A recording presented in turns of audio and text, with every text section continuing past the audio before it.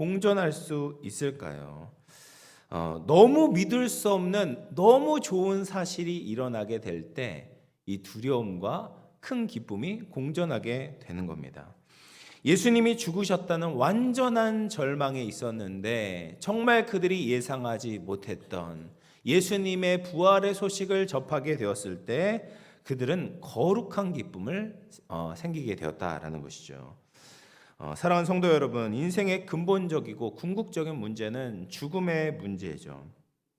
아무도 이 죽음에서 피해갈 수가 없습니다. 그래서 성경은 죄가 사망 안에서 왕노릇했다라고 말합니다. 죽음이 우리를 지배하는 것이죠. 그래서 이 죄의 가장 큰 형벌인 죽음을 우리는 지배를 받고 있었다라고 이야기를 합니다. 그래서 우리는 모두 다 죽어야 됩니다. 저와 여러분도 죽어야 되는 것이죠. 모리와 함께한 화요일이라는 책이 있습니다. 모리라는 노교수가 이제 운동 능력이 계속해서 떨어져가는 이제 불치병을 앓게 되었습니다. 그래서 죽음의 날을 세고 있는 그에게 제자 한 사람이 화요일마다 찾아와서 대담한 내용을 기록한 책입니다. 근데 그 글 가운데 이런 말이 있습니다. 사람들은 모두 다 죽게 된다는 것을 알고 있지만 자기가 죽는다는 것을 믿는 사람은 하나도 없네. 만일 자기가 죽는다는 것을 진실로 믿는다면 사람들은 금방 딴 사람이 될 걸세. 그러니까 대부분의 사람들, 모든 사람들이 내가 죽는다라는 것을 알고 있긴 하지만 그것을 진심으로 수긍하고 있지는 않는 겁니다.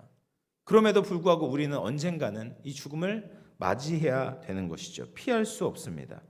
그래서 많은 현명한 사람들이 미리부터 이 죽음을 어떻게든 해결해 보려고 노력을 합니다. 철학에서도 죽음을 논합니다. 죽음을 삶의 일부분으로 받아들이면서 삶을 더 가치 있게 살아야 된다라고 이야기를 합니다. 또 여러 종교에서도 어떻게 하든 이 죽음을 처리하려고 합니다. 그래서 불교에서는 윤회를 이야기하잖아요. 죽음이 끝이 아니라 계속 삶으로 연결되어진다. 근데 이 교리는 확실하지가 않습니다. 그냥 자연의 순환적인 현상을 보면서 유추한 것에 불과하죠. 또 생물학적으로 죽음을 바라보기도 합니다. 죽음이라는 것은 순환과 호흡이 끝난 돌이킬 수 없는 세포 파괴가 일어난 상태다. 그러니까 너무 두려워하지 말고 그냥 생물학적으로 죽은 거니까 뭐 그 이상도 그 이하도 아니다라고 이야기합니다.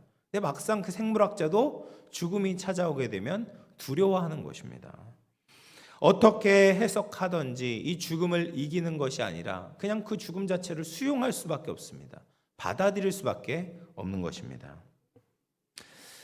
그런데 예수님께서는 이 죽음에 대한 해답을 가지고 계십니다. 왜냐하면 예수님은 죽음을 이기셨기 때문입니다. 예수님은 죽으시기 전에 자신에 대해서 나는 부활이요 생명이다 라고 말씀하셨습니다. 뿐만 아니라 나를 믿는 자는 죽어도 살겠고 무릇 살아서 나를 믿는 자는 영원히 죽지 않을 것이다 라고 말씀하셨습니다. 예수님은 우리의 부활의 보증이 되신 겁니다. 그러니 우리가 어떻게 기뻐하지 않을 수 있겠습니까? 우리가 불치병을 앓고 있었는데 그 병을 고칠 수 있는 신약이 있다는 것을 알게 되었다면, 그리고 그 신약이 나에게 주어졌다면 얼마나 기뻐하겠습니까? 또 내가 고치지 못하는 문제, 내가 해결할 수 없는 문제가 있었는데 그 문제를 해결할 수 있는 해답을 찾게 되었다면 얼마나 기뻐하겠습니까? 그러므로 우리는 절망할 필요가 없고 낙심할 필요가 없습니다. 죽음은 궁극적으로 패배했습니다. 예수님의 부활과 함께 우리는 승리했습니다. 사랑하는 성도 여러분, 죽음을 이기신 부활의 주님을 바라보시기를 축복합니다. 지금도 내 안에서 역사하시는 부활의 능력으로 말미암아 기쁨과 감사가 넘치는 우리 모든 영혼의 권속들 다 되시기를 주님의 이름으로 축원을 드리겠습니다. 그리고 예수님께서 부활하셨다면 우리 어떻게 해야 되는가? 경배해야 된다라는 거예요. 9절 말씀 보시면 28장 9절을 같이 읽어보겠습니다. 시작. 예수께서 그들을 만나 이르시되 평안하냐 하시거늘 여자들이 나아가 그 발을 붙잡고 경배하니. 천사가 부활의 메시지를 선포했을 뿐 아니라 부활의 주님이 여인들을 찾아왔어요. 그리고 평안하냐? 잘 있지? 라고 다정하게 말씀하셨습니다. 이 부활의 주님의 음성을 듣고 부활의 주님을 목격하자마자 이 여인들의 반응이 무엇입니까? 그 발을 붙잡고 엎드려서 경배하는 것이죠. 왜일까요? 왜 이런 반응을 보일까요? 그것은 부활의 주님이 하나님이라는 것을 믿었기 때문입니다. 성경은 경배의 대상이 오직 하나님 한 분뿐이다 라고 우리에게 가르칩니다. 하나님 외에 그 누구도 그 무엇도 경배의 대상이 되어서는 안 됩니다. 그것은 우상숭배고 하나님이 싫어하시는 겁니다. 그런데 지금 여인들은 주님 앞에 엎드려 경배하고 예수님은 그 경배를 만류하시는 것이 아니라 받고 계십니다. 우리가 사도행전을 읽어보면 두 개의 이야기가 나옵니다. 사도행전 10장에 보면 고넬료라는 로마 장교가 등장을 하잖아요. 그런데 이제 하나님께서 꿈에서 베드로를 모시고 와서 하나님의 메시지를 들어라. 이 메시지를 받게 돼요. 그리고 이제 종을 보내서 베드로를 데리고 오게 합니다. 베드로 이제 하나님의 환상을 보고 이 고넬료가 보낸 사람을 따라가라 라고 해서 이 고넬료의 집에 도착을 했는데 고넬료가 친구들과 가족들과 함께 베드로를 맞이할 준비를 하고 있는 거예요. 근데 베드로가 들어오자마자 엎드려서 이제 절을 하려고 하는 겁니다. 그때 베드로가 뭐라고 합니까? 그 절을 받는 것이 아니라 아니다. 나도 사람이다. 라고 이야기를 하는 거죠. 그리고 또 비슷한 사건이 일어나는데요. 사도행전 14장에 보면 바울이 루스드라에 도착을 해서 하나님의 능력으로 말미암아 안진뱅이를 일으키는 기적이 일어나게 되는 겁니다. 이 광경을 보고 나서 이제 루스드라 시민이 흥분을 하는 겁니다. 아, 하늘에서 신이 내려왔다. 그러면서 바울과 이 바나바 앞에 제사를 드리려고 하는 겁니다. 그때 바울이 보여준 반응이 무엇입니까? 그 제사를 받으려고 하는 것이 아니죠. 옷을 찢으면서 말리는 겁니다. 나도 너희와 성정이 같은 사람이다. 나도 너랑 똑같은 사람들이야. 그러니까 예배에서는 안 된다라는 거예요. 그런데 지금 예수님은 여인들의 경배를 받으시는 겁니다. 이것은 두 가지 가능성이 있어요. 예수님이 사기꾼이거나 아니면 예수님이 진짜 하나님이신 겁니다. 그래서 C.S. 루이스 교수도 이렇게 이야기했습니다. 예수님은 사기꾼이거나 하나님이거나 둘 중에 하나다. 사기꾼이 아니라면 예수님은 하나님이신 것입니다. 예수님은 말씀하신 대로 살아나셨고 부활하신 지금도 살아 역사하시는 하나님이십니다.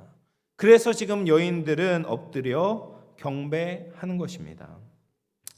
사도 바울도 예수님의 부활 사건을 가리켜서 이것은 그리스도의 신성의 증명이다라고 이야기를 합니다. 로마서 1장 4절 말씀 같이 읽어보겠습니다. 시작. 성결의 영으로는 죽은 자들 가운데서 부활하사 능력으로 하나님의 아들로 선포되었으니 곧 우리 주 예수 그리스도시니라. 아멘. 성령에 의해서 부활하신 그 사건이야말로 부활 사건이야말로 예수님이 하나님의 아들이시다라는 것을 만방에 보여주는 증명하시는 사건이었다. 예수님이 부활하셨습니다. 예수님은 참 하나님이십니다. 사랑하는 성도 여러분, 예수님이 부활하셨기 때문에 우리의 경배를 받으시기에 합당하신 줄로 믿습니다. 우리가 예수님을 예배할 때 죄의 구속에서 벗어날 수 있습니다. 예수님을 예배할 때 성령의 능력으로 살아갈 수 있습니다. 예수님을 예배할 때 세상에서 승리할 수 있습니다. 이 부활의 주님을 경배함으로 부활의 능력으로 승리할 수 있는 저와 여러분 되기를 주님의 이름으로 축원을 드리겠습니다.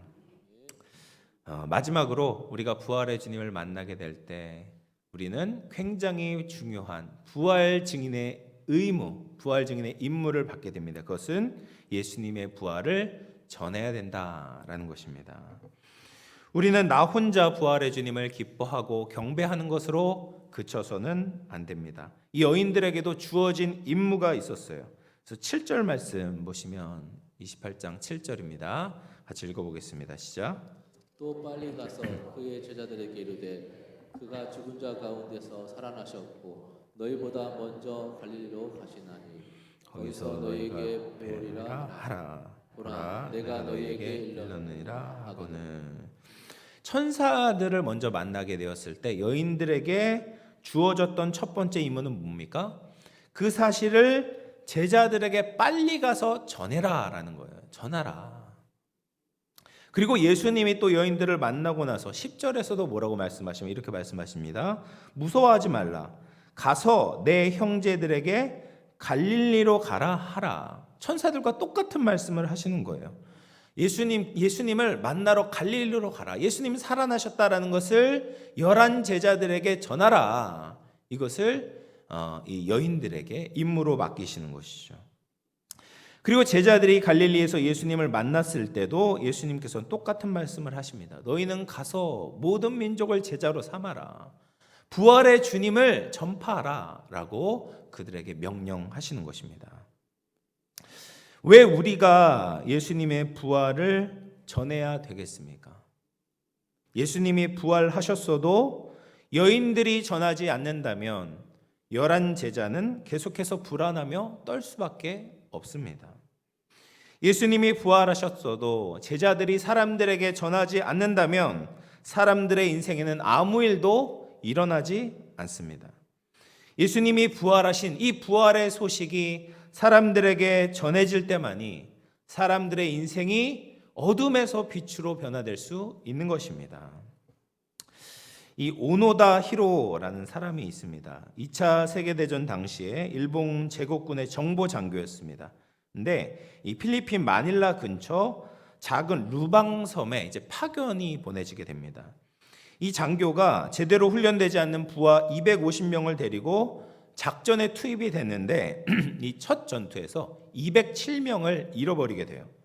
그래서 나머지 43명이 산속에서 흩어졌고 그 중에 20명은 미군이 뿌린 이 전단지를 보고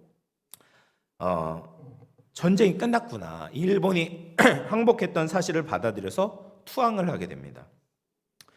그런데 그중 몇몇이 종전 다음 해인 1946년에 이 오노다 일행에게 이 소식을 알리기 위해서 또 필리핀에 와가지고 소식을 전하는 겁니다. 그럼에도 불구하고 이 오노다 히로는 그 이야기를 듣지 않습니다. 그리고 나서 아버지와 형제까지 와서 전쟁이 끝났다라고 외쳤지만 받아들이지 않다가 1974년에 루방섬을 방문했던 스즈키 노리오 교수에 의해서 설득이 되는 거예요. 그래서 무려 29년 동안 그 루방섬에 갇혀서 혼자서 이제 지내게 되는 겁니다. 여러분, 세상에 이런 사람들이 많이 있죠. 자기만의 세상에 갇혀 있는 겁니다. 자기만의 고집과 아집에 갇혀 있는 겁니다. 하나님이 얼마나 놀라운 일을 행하셨는지 무지합니다. 아무리 이 세상에 새로운 일이 생겼다, 새로운 창조가 도래했다라고 말을 해도 듣지 않는 사람들이 있습니다. 삶과 죽음의 전쟁은 예수님의 십자가와 부활로 모두 종결되었습니다. 예수 그리스도를 믿는 자에게는 영원한 안식과 평안이 보장되었습니다. 예수님께서 사망 권세를 깨뜨리심으로 우리에게는 진정한 해방과 자유가 주어졌습니다. 우리는 이 복음에 배제된 사람들에게 이 소식을 계속해서 전해야 된다라는 거죠. 부활의 첫 번째 증이었던 여인들을 보면 이들은 정말 평범한 사람들이었습니다. 예수님의 말씀대로 부활의 소식을 전했을 때 그들은 첫 번째 증인이 될 수 있었던 것이죠. 우리도 굉장히 평범한 사람들이죠. 특별할 것이 없습니다. 그런데 우리에게 특별한 소식이 주어졌어요. 예수님이 부활하셨다. 그리고 그 특별한 소식을 특별한 임무와 함께 주어진 것입니다. 이 부활의 소식을 증거해야 되는 것이죠. 우리가 사는 동네에, 또 우리가 다니고 있는 직장에서 우리의 이웃들과 동료들에게 우리가 전하지 않는다면 누가 전할 수 있겠습니까? 이 전도의 사명은 남녀노소 온 교회 모든 성도들이 최선을 다해서 감당해야 할 사명입니다. 오늘 본문에 보면 교회가, 우리 성도들이 왜 이 사명을 최선을 다해 감당해야 되는지 그 이유가 나옵니다. 오늘 본문에는 두 개의 파송식이 이제 이후에 두 개의 파송식이 등장을 해요. 하나는 우리가 잘 아는 지상대명령이라는 예수님께서 세상에 제자들을 파송하는 파송식이 있습니다.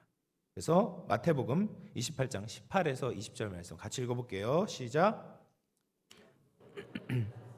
모든 민족을 제자로 삼아 아버지와 아들과 성령의 이름으로 세례를 베풀고 내가 너희에게 분부한 모든 것을 가르쳐 지키게 하라. 볼지어다 내가 세상 끝날까지 너희와 항상 함께 있으리라 하시니라. 이 예수님께서 파송하신 파송식이죠. 근데 본문에 보면 사람들이 잘 주목하지 않은 또 하나의 파송식이 있습니다. 그것은 사단의 파송식입니다. 대제사장들이 군인들에게 돈을 많이 주면서 뭐라고 이야기하냐면 28장 13절에 이르되 너희는 말하기를 그의 제자들이 밤에 와서 우리가 잘 때 그를 도둑질하여 갔다 하라. 여러분 이것은 가짜 뉴스죠. 가짜 뉴스입니다. 페이크 뉴스입니다. 사단은 부활을 믿지 못하도록 가짜 뉴스를 계속해서 퍼뜨리고 있는 거예요. 예수님이 부활하셨다는 것이 너무나도 분명한데 예수님의 부활을 믿지 못하도록 가짜 뉴스를 계속해서 퍼뜨리는 겁니다. 예수님을 기뻐하지 못하고 예수님을 경배하지 못하도록 사람들에게 가짜 뉴스를 뿌리는 사람들이 있는 것입니다. 그래서 어떻게 합니까? 28장 15절 말씀을 보면 군인들이 돈을 받고 가르친 대로 하였으니 이 말이 오늘날까지 유대인 가운데 두루 퍼지니라.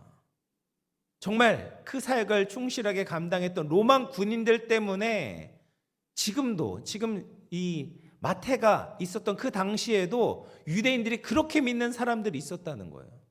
예수님이 부활하신 것이 아니라 제자들이 그 죽은 육체를 훔쳐다가 부활했다라고 가짜 소식을 퍼뜨리고 있다. 진짜 소식을 가짜 소식으로 덮는 겁니다. 지금도 예수님께 파송받은 사람과 사단에게 파송받은 사람 간의 영적 전쟁이 이루어지고 있는 거예요. 부활이 있다고 전하는 사람과 부활은 허구다, 지어낸 이야기다라고 취급하는 사람이 있는 것입니다. 그러므로 우리가 부활을 전하지 않는다면 부활 소식은 더 이상 사람들에게 전파되지 않고 가짜 소식으로 덮여지게 되는 것입니다. 사랑하는 성도 여러분, 이제 말씀을 마치겠는데요. 예수님은 부활하셨습니다. 성경의 예언대로 우리의 모든 죄를 지시고 죽으시고 완전한 하나님의 의를 이루시며 부활하신 것입니다. 우리가 예수님을 믿으면 우리도 똑같이 부활하게 될 것입니다. 죽음이 우리를 해치지 못합니다.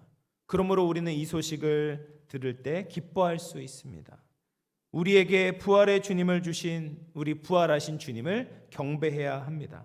그리고 이 부활의 소식을 어둠의 세상 가운데 전할 수 있기를 소망합니다. 이 역사의 새로운 시작이 도래한 부활의 아침, 부활의 증인으로 충성스럽게 사명을 감당함으로 주님께 영광 돌릴 수 있는 저와 여러분 되기를 주님의 이름으로 축원을 드리겠습니다. 기도하겠습니다. 부활의 아침에 우리에게 새 생명을 주신 하나님, 무한한 사랑과 은혜에 감사드립니다. 예수님은 죽음을 이기시고 부활하셨습니다. 이 기쁨이 우리의 삶 속에 영원한 소망으로 남게 하여 주시옵소서. 어둠을 밝히는 빛이신 주님, 당신의 부활로 우리의 길을 인도하여 주시옵소서. 죽음을 이기신 승리를 기억하며 우리도 영광스러운 몸으로 부활할 것을 믿습니다.